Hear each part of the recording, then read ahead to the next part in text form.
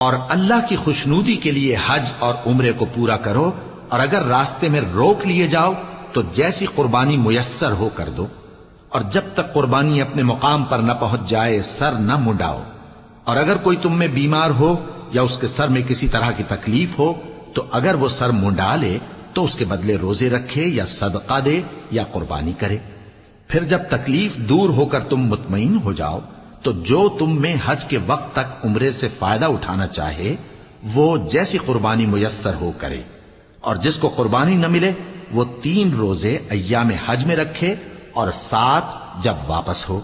یہ پورے 10 ہوئے۔ یہ حکم اس شخص کے لیے ہے جس کے اہل و عیال مکے میں نہ رہتے ہوں۔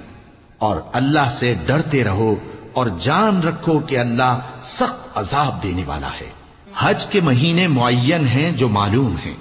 تو جو شخص ان مہینوں میں حج کی نیت کر لے تو حج کے دنوں میں نہ عورتوں سے اختلاط کرے، نہ کوئی برا کام کرے اور نہ کسی سے جھگڑے، اور جو نیک کام تم کرو گے وہ اللہ کو معلوم ہو جائے گا۔ اور زاد راہ یعنی رستے کا خرچ ساتھ لے جاؤ، کیونکہ بہترین زاد راہ پرہیزگاری ہے۔ اور اے اہل عقل، مجھی سے ڈرتے رہو